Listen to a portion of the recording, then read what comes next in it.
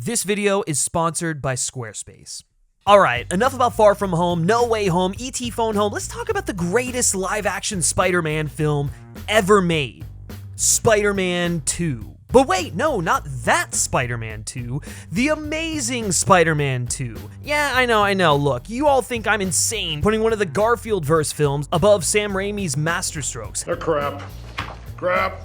Crap, mega crap. Hell, I bet there are even people in there whose jaws dropped at the idea that The Amazing Spider-Man 2 is better than the MCU's Spidey films. And normally when I have a nuclear hot take like this and I see the first protesters starting to gather, my first response would be, look, I get it. And to an extent, I do, except this time around, I don't. Look, I'm not saying this should be everyone's unanimous top pick or that you're wrong if it isn't. Film is subjective, you're allowed to like what you like. But I sincerely do not understand the enormous amount of hate that Marc Webb's duo of Spidey films have gotten over the years. The first film is an incredible reintroduction to Spider-Man, and this second film builds on that foundation to craft the quintessential big screen Spider-Man story.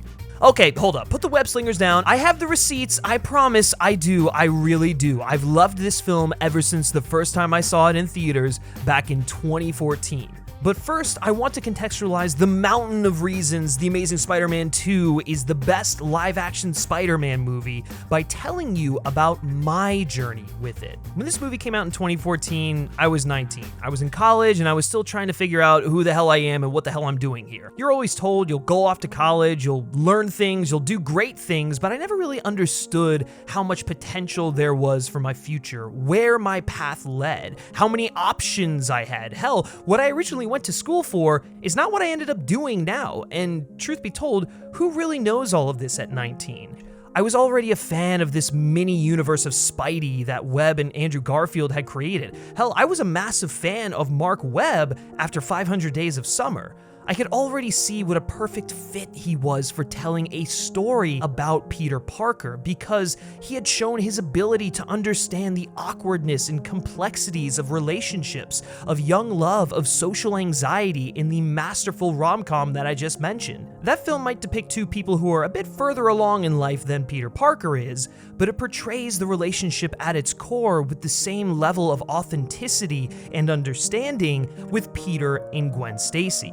The Amazing Spider-Man 2, under Webb's direction, feels like a film that authentically captures the internal struggle between Peter Parker wanting to be, well, Peter Parker and needing to be Spider-Man. What does this make me? I don't know. What does that make you? It makes me not able to live with myself. And the effect that that has on his relationships more than any other live-action interpretation of the character. It's for that reason that it speaks to me the most, and has since the moment it came out 7 years ago. But me loving the film alone isn't proof of its greatness, I know. So strap in as I spin a giant fucking web of reasons why The Amazing Spider-Man 2 is the best live-action Spider-Man movie, and my personal favorite Spider-Man movie of all time. But before we suit up, let me tell you about the fine sponsor of this video, your friendly neighborhood Squarespace. Squarespace is an all-in-one platform to build and expand your online presence. With Squarespace's award-winning designs, you can build an awesome website for your brand and customize every last detail with their easy-to-use interface until you've created a hub for your business that speaks perfectly to you. Squarespace has even helped FilmSpeak present everything we have to offer to our readers with a companion website that is well organized and easy to navigate with incredible analytics on the back end, looks fantastic, and gives readers the best possible experience as they browse our work. Seriously, I'm not bullshitting you folks. Even before this ad spot, I was using Squarespace on a daily basis, and I can't speak highly enough about their platform, their customer service, and these qualities can easily apply to your website as well. Say you're a photographer who has a huge and diverse portfolio, and you want potential clients to see everything you have to offer. Are you going to just drop 100 random photos into one grid and call it a day? Of course not! Squarespace makes it easy to build separate pages for your wedding photos, your cat photos, your pictures of Spider-Man. So what are you waiting for? Swing on over to squarespace.com for a free trial, and when you're ready to unleash your shiny new site onto the world, go to squarespace.com/filmspeak and use the code FilmSpeak to get 10% off your first purchase. Hey, thanks for letting me web zip in here for a quick second. You know, back in the day, I was one of the people that crowned this movie awful. I was one of the people that was like, this broke me. I was one of the people that screamed that the rights should go back to Marvel Studios. Sick? Well, look at me now. Truth is, my initial reaction to The Amazing Spider-Man 2 was pretty much entirely based off the fact that it wasn't The Amazing Spider-Man 1. The tone was much different than what I was expecting. It felt more campy, more insane, more ridiculous than the grounded nature of Marc Webb's first swing through the world of Peter Parker. But as the years went on, I obsessed, and I mean obsessed, over The Amazing Spider-Man 2. I made 12 different fan edits in Windows Movie Maker, trying to add back in the deleted scenes, trying to cut out the reshoots, trying to create my own version of the possibly, probably non-existent web cut. You're dead! But now, I feel differently. Maybe it's the oversaturated sameness, often voiceless nature of the Feige flicks, or maybe it's just the fact that I'm no longer a 14-year-old boy who gets swayed by the zeitgeist's opinion. But now, I watch this movie, I watch The Amazing Spider-Man 2, and I find myself falling in love with so much of what's going on. Maybe it's the incredible, vibrant craftsmanship, the stunning visual language where every shot feels precise, feels alive, every edit, every cut feels purposeful. Man, this might just be the best looking Spider-Man movie, and you know how much I web my pants over Bill Pope and Sam Raimi's work. But I mean, look. This might be one of the best looking superhero films ever. This might just be one of the most alive looking, feeling studio blockbusters of the last decade. And yeah, you have a poignant but messy script with too many moments that should be still, sped up in service of Sinister Six setup. But I can always taste the soul. Maybe it's the cast. I mean, fuck me, look at the cast, man. Maybe it's Andrew Garfield, Emma Stone, and Marc Webb fighting, screaming, crying to make this film something filled with truth when the studio is trying to make it filled with toys. Or maybe I'm just at an age now where I find this Peter Parker to be the most relatable, to be the most impulsive, emotional, grief-stricken, indecisive, loving, selfish, selfless, heightened, subtle, tangible young man. We are not consistent. We are not perfect. We never will be. And this is the most imperfect Peter Parker. Just a kid like me trying his best to beat the endless ticking clock that is life. Trying his best to be the best Spider-Man. And I guess to me, that's kind of amazing.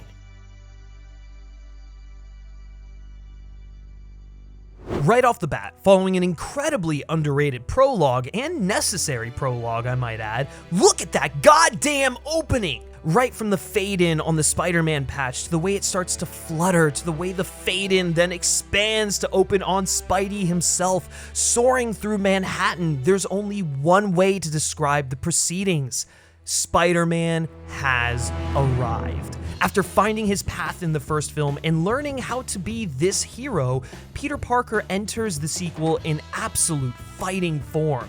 A little cocky, a little overly confident that Manhattan is his domain and he is its purveyor as he gloriously swings around and over skyscrapers. When it comes to actually being Spider-Man, Spider-Man has never looked better. And within 60 seconds, we get introduced to the one and only Paul Giamatti, reaffirming his range as an actor, playing one of the most gloriously campy and scenery-chewing villains superhero films have ever seen. He's not the Rhino yet in this opening chase, but he doesn't need to be. Giamatti turns what is, on paper, a stereotypical Russian mobster into a bloodthirsty maniac, growling his lines and constantly bulging his eyeballs out to the point where you think they might burst out of their sockets. I mean, the guy's very first line is directed at the audience. He's practically looking into the camera as he insists that we say hello to him. It's a performance that's incredibly self-aware of who the Rhino is. Honestly, I'll get the one disappointment of this film out of the way, the fact that Giamatti never really got to be the Rhino, as we were robbed the final entry that should have been a perfect Spider-Man trilogy right as he was introduced. You could watch an entire movie of this. Still, what we did get was absolutely terrific. And speaking of terrific, Hans Zimmer understood the assignment. This Spider-Man film is a symphonic, bombastic rock opera, and right out of the gate, the main theme announces to the world, thanks to the Magnificent Six and Hans going all out with what should have been the Spider-Man anthem for a new generation. I mean, just listen to this and tell me you don't feel Spider-Man's arrival. Zimmer is also ticking away, literally, in the piece, creating an anxiety of a race against time itself, and that race against time is happening on screen as well. A race to thwart the plutonium theft, a race against time to make it to Gwen's valedictorian speech, a race against, well, just time in general. Time which the movie never wastes. It's really saying something that this is one of the longer Spider-Man movies, and yet, just maybe, feels like it goes by the fastest. This opening could have just been Spider-Man kicking ass and stopping the theft, but it manages to introduce Max and the entire foundation of his story. Peter's conflict over being with Gwen and breaking his promise to Captain Stacey on his deathbed, and foreshadowing of the impact Oscorp will have on the entire narrative, all in the span of about 7 to 10 minutes. It's fully appropriate to the nature of the character, to the tone of the film, that immediately as we enter the film, Peter is running behind, and his entire journey throughout the course of the story is a desperate and frantic attempt to get ahead of it. And if we want to relate it back to me, with my poor time management skills and sometimes frantic behavior to get ahead, I can honestly say I've never felt more seen in an opening to a superhero film. This rush, this feeling of a race against time isn't just present due to the editing and pacing of the movie, it's integral to the entire story. It's the core motif of the movie. The entire film is Peter running late for things and making it by the seat of his pants, up until the one moment that matters most, and he can't. Hell, one of his first lines is, Just don't call me late for dinner, you get it?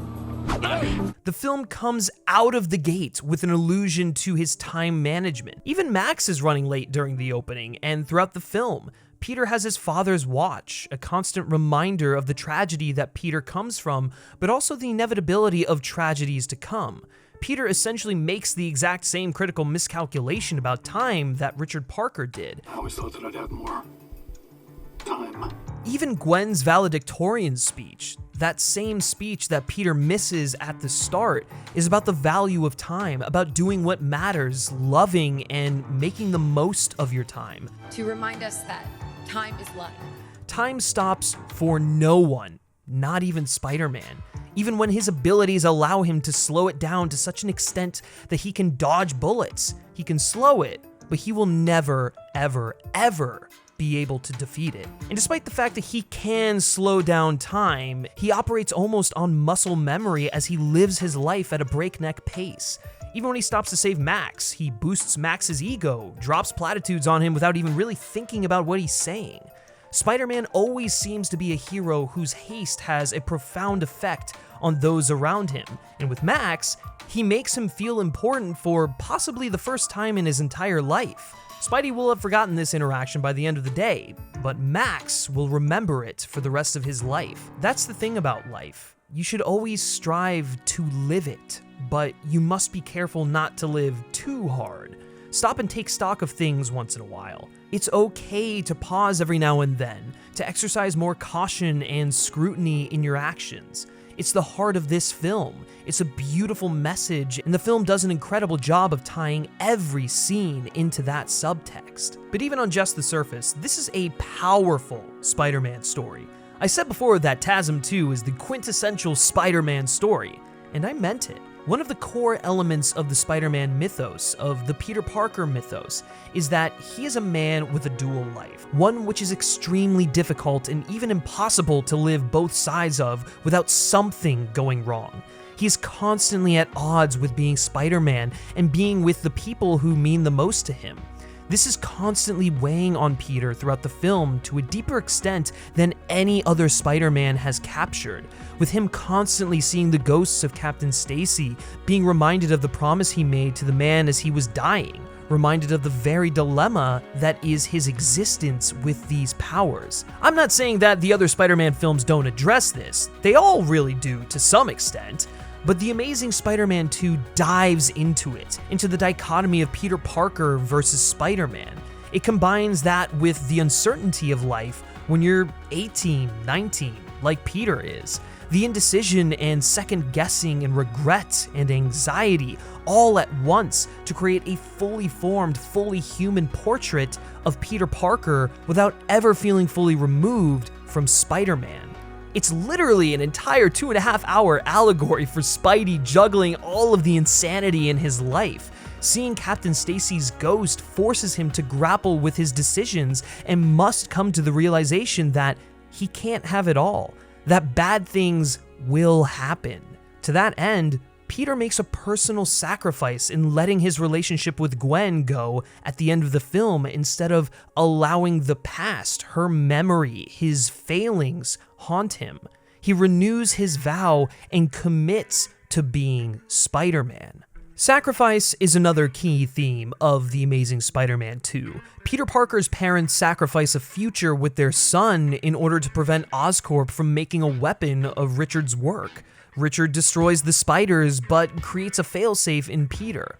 The catch is, Peter has to want it. Peter had to make the choice to use Richard's technology for good. His parents understood that doing the right thing often means making the difficult choices, even if it means losing the thing you love the most. They sacrificed the future they slaved over planning so that the world would be safe. But the final thing Richard left behind was an invaluable tool for his son. Peter discovering his DNA is the only one that could have worked with the spiders is really Peter finding his father's love. But Richard had a responsibility to get away and save the world from the repercussions of his experiments.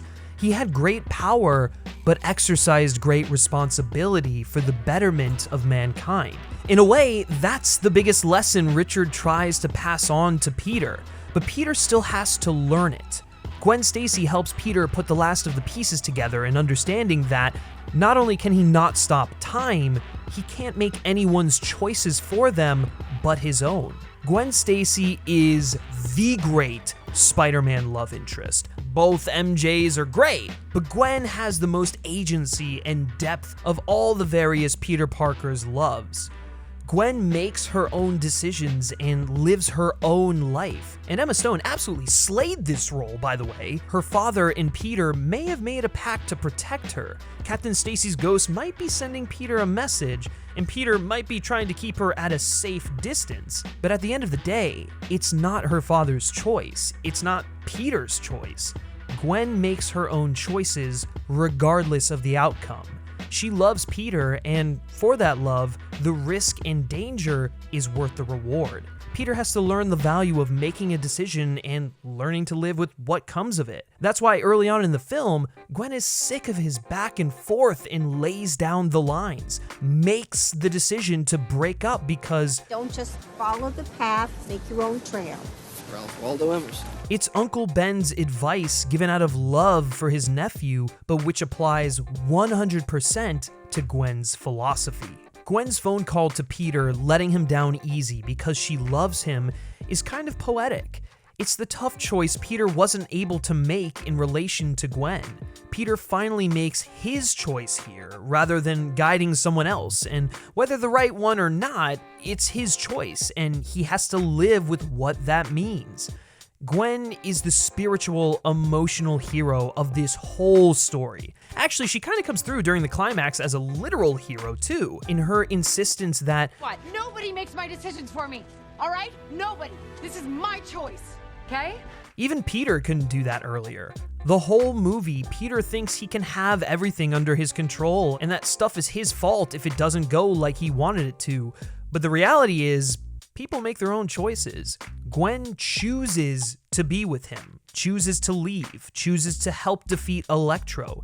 And at the end of the day, Peter has to choose to be Spider-Man for him, not for anyone else. Even Norman Osborn has a speech about how change is a choice, how people have to want to change, and that ties directly into how if Peter is going to be Spider-Man, he has to take that leap and cut the strings with which he is trying to manipulate the world around him, because those strings are holding him at bay, just as much as they are Gwen and May and anyone or anything else Peter is trying to control. Those ideas of time, sacrifice, and choice give us a Peter Parker and a Spider-Man caught between desires, promises, and duty.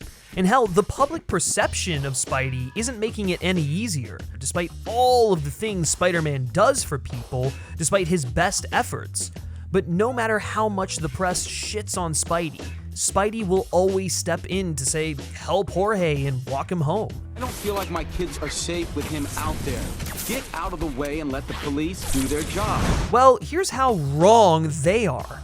Here's a hero people seem to consider unnecessary at a time where they need him the most. No, I am not using the meme from The Dark Knight. God damn it, this is a Spider-Man video, and that pushes Spider-Man back towards the Peter Parker side of himself. But only to an extent. This is Spider-Man we're talking about. He will always heed the call to help.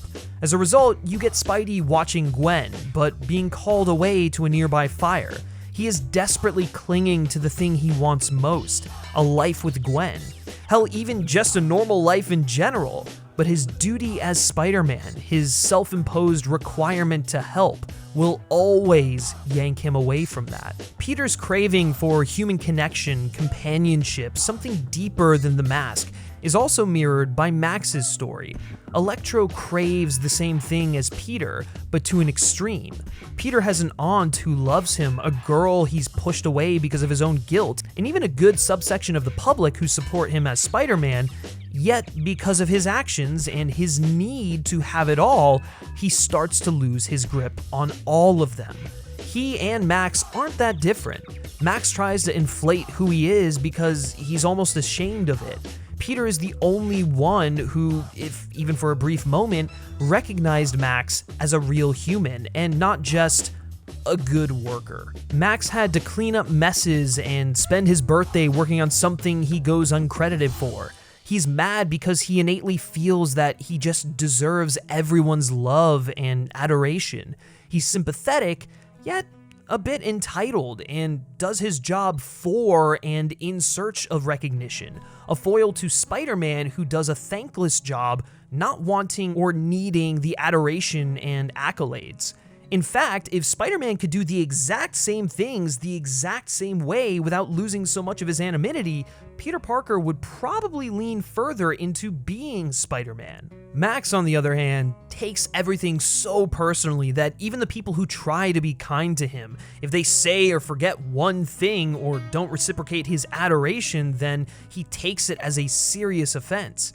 Max is a child having a temper tantrum. He accuses Spidey of being selfish and stealing his light when all he did was react selflessly in order to save everyone, even including Max. Max is selfish where Peter Parker is unfailingly selfless. So many of Spider-Man's villains act almost as alternate versions of Peter if he had succumbed to his worst tendencies. But Max might be the one who is most potently an antithetical mirror to Peter. Max has got some tough competition, though. Exhibit A, Harry's selfish, disease-ridden father who clings to life, lives a half-life because he's constantly looking to continue living instead of just living and making the most of it. Harry follows Norman down a similar trajectory. Afraid of death, he lets his fear consume him. He becomes a victim to his family heirloom instead of making his own choices. Harry's inheritance from Norman is everything he did to stay alive, and a hope Harry can succeed where he failed. The Osbourne legacy, or curse as the film puts it, is self-preservation no matter the cost. It's interesting how Norman changed the world when all he did was experiment to perpetuate his own existence. The rest of Norman Osborn's life amounted to weaponizing the hard work of others. The looming consequence of this is another mirror for Peter Parker.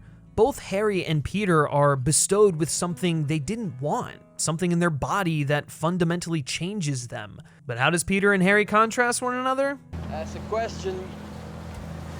That's a question. Peter goes to Harry, while still desperately looking to fill a void after his breakup with Gwen, to offer his condolences, connecting for the first time in 2 years. Two awkward childhood friends reconnecting after years actually feels as cringe as it would in real life.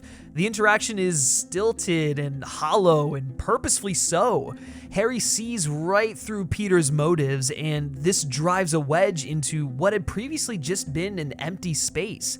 It's actually kind of interesting. Peter is so selfless as Spidey, but selfish as Peter. The opening hints at this, his haste to make it to Gwen's valedictorian speech as Spidey, but he misses the entirety of the speech and instead makes it as Peter, just in time to accept his diploma and kiss Gwen in front of everyone, as if to show off that she is his. A clingy and possessive trait that rears its ugly head multiple times throughout the course of this film, namely the scene where Peter is spying on Gwen and everyone thinks that Peter's being this utter creep, and yeah, he is, but that's also the point. That's the lesson he has to learn. To not be a creep, to not be possessive. Peter tries to cling on to everything and anything he can, even if it's not what the other people want. He shames Gwen for wanting to go to England. When he and Gwen are separated, he tries to shoehorn himself back into Harry's life. Peter searches for answers, burying his head in thoughts of his dead parents, neglecting and taking for granted his aunt who's always been there and raised him. Even May, to a small extent, is trying to cling on to Peter because she actually raised him and considers him her own, even if it prohibits Peter from getting answers. You're my boy. As far as I'm concerned, you're my boy. Maybe everyone has a part of themselves they hide, even from the people they love. At this moment, Peter realizes his parents' lives were all lies. Peter learns that lesson from May and tries to put it into action with Harry. This doesn't go Peter's way. Harry is pissed because Peter won't help him. Peter is obsessing over his dead parents because it's a vice to fill his void. His fear of abandonment, which Gwen triggers. His entire personal web is unraveling, slipping between his fingers. But that's why he needs you. To help him make his choices clear. As Harry puts it in an elevator directed towards Gwen. But Peter does make a choice. And yeah, okay, the Peter and Gwen ground rule scene is the most tense indie drama thing ever, but it's so heartwarming. It's so sincere, it's so authentic. You could really buy into the fact and believe that Andrew Garfield and Emma Stone were actually dating at the time. I love it. I love it. It warms my soul. Gwen understands he's following her, so it's not as creepy as everyone makes it out to be. As I mentioned earlier, it's possessive for sure, and it's an obstacle Peter has to overcome, but they're also in this awkward situation of riding the line of a relationship. Does it make it right? No, but the film purposefully draws attention to that, calls Peter out on his weirdness. It's a personal hang-up that the main character has to overcome. Peter is losing Gwen as she wants to go to school. Eventually, Peter trying to cling on to her is going to be what seals her fate, but he can't even process or react to getting Gwen back because Electro shows up and ends their final moment of joy together. Peter's mirror, this monster who he played the tiniest part in helping create, has returned to haunt the person he believes flipped the switch. Electro, in his final form, is a manifestation of Max's suppressed ego and is literally the ant bully complex Peter had in the previous film had it not been placed in check. Harry, the other monster who Peter stirred, enlists Max using shared discardment to appeal to Electro. Electro revels in the role reversal of him being in a Spider-Man-like position. Max wanted credit for the grid layout that Oscorp stole, but he'll settle for infamy. The Osbourne legacy is leeching off of the genius of others, and Electro arrives at the end to leech until he has had all the power he can possibly have, and that leads us to, oh boy, we made it. We're here. One of my favorite climaxes in superhero cinema. Oh my god, I love it. It gives me chills just talking about it. Okay, we're gonna talk about some shit. First of all, stakes. You can't just cap off a Spider-Man film with Spider-Man fighting a bad guy. Spider-Man is a hero who will always fight for the people of New York City, for innocent people in general, to the point where saving lives supersede mere success against a villain. Granted, most Spider-Man villains are a direct threat to the public anyway, but nonetheless, You have to directly make innocent people and their rescue an objective rather than relegating them to the background. That's why the plane and hospital sequences are so great. They show the larger stakes of what happens if Spider-Man fails, but also the urgency of saving them now, the ticking clock that must be beaten because their lives depend on it. Highlighting the civilian acts of heroism in New York doing their part while Spidey does his is awesome, which is one of the highlights of the first film as well, with the bridge and crane sequence.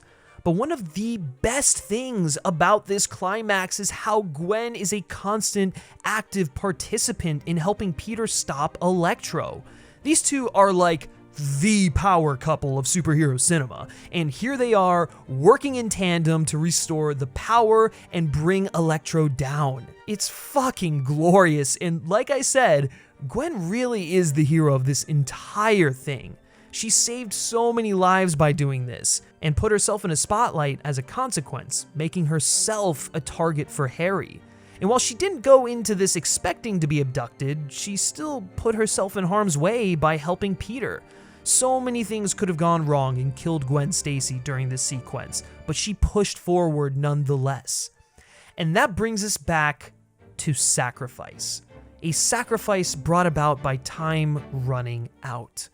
Peter fights off the Goblin, fights off Harry, but does so as Gwen's position becomes more precarious. This culminates in Peter literally trying his might to hold back time, holding Gwen by a web while using his body to force the gears of a clock tower to stay in place. A time motif just doesn't get any more obvious than this, and all Peter does in trying to halt its march is that he destroys it. The gears of time all but explode, severing the web and sending Gwen plunging to the ground. And the rest, well, we don't need to see that again, right? It's upsetting enough to think about what happens next. The hands of the clock tower rapidly catch up to where they would have been at the moment the gears shattered, and then stop with a dull thud. Time has run out. Gwen Stacy has suffered the ultimate sacrifice in order for Spider-Man to save the day. And now Peter Parker is faced with a choice. It's amazing what can happen when a superhero film introduces a set of ideas and themes and stick to them, isn't it? Everything comes together, every line of dialogue, every scene, every subplot has a purpose as Peter mourns Gwen. The price of a double life has been paid. Peter Parker has spent The Amazing Spider-Man 2 suffering from the Spider-Man dilemma. The desire to have a normal life surrounded by people he loves and who love him, especially since his parents left him at such a young age. But with his powers constantly pulling him away, the necessity of doing the right thing forcing him to always don the mask. He's been trying desperately to fill the void his parents left, while also coming to terms with a dual life, and that selfishness and desperation causes everything to come crashing down. He can't have it all. And despite coming so close to realizing that at various points in the movie, Peter doesn't fully accept it until Gwen is gone. The only thing I keep coming back to, Gwen, is... Well, now she's no longer there for him to come back to. And predictably, Peter futilely attempts to abandon his destiny as a result. Peter in the cemetery staring at Gwen's grave through the seasons is just utterly devastating. It brings everything home and goes back to the concept that time goes on. It waits for no one, no matter how long you want to dwell on the same things. Ironic how Peter was trying to fill a void, and after Gwen dies, Peter abandons the city, leaving it with a void that needs filling. While many may view the Chosen One trope as a bummer in the context of this film and something that doesn't quite line up with who Spider-Man is, I strongly disagree. I feel that it works differently from most Chosen One arcs. Peter may have been destined to become Spider-Man, but that doesn't immediately make him Spider-Man. We see countless times throughout this duology of films how Peter acts selfishly, desperately, almost sociopathically. In The Amazing Spider-Man 1, he could have easily used his power for selfish intent or evil. He could have easily been his father's dying wish reversed, but he wasn't. And that's because he chose the moral path. He chose to be a selfless hero, to sacrifice his own wants and desires, for as difficult as that is, for the betterment of others. It's not an easy transition. We see him revert quite a bit in this film and visibly see the conflict within him. Yet in spite of all that, he learns and chooses to become Spider-Man. It's not enough to be told you're something. We see through Harry, the heir of a billion-dollar company, how inheritance, great power, doesn't necessarily lead to doing the right thing no matter the cost. Great responsibility. Even Max, while the subject of a tragic accident, is gifted with great power and has a clear choice early on to change the course of his life, to use the power for the betterment of others. His rage, his lust for attention thwarted that almost immediately. Hell, you can even rope the lizard from the previous film into that idea.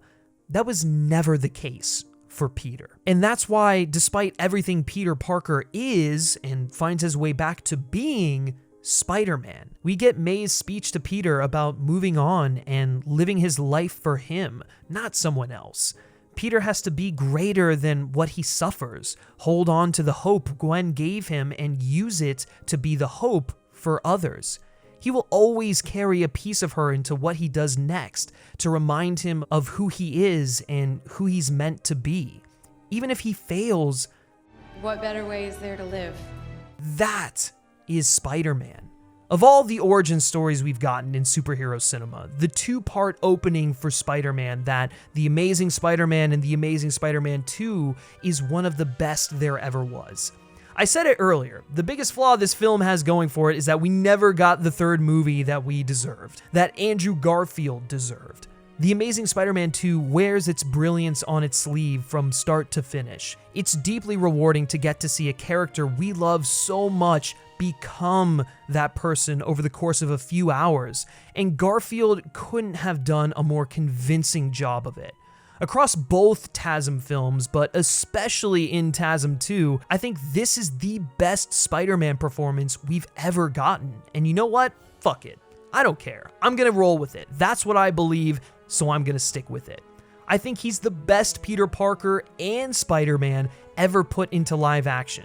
Just look at the way Garfield speaks about the character, the way he interrogates and mines the very soul of Peter Parker right down to his very core.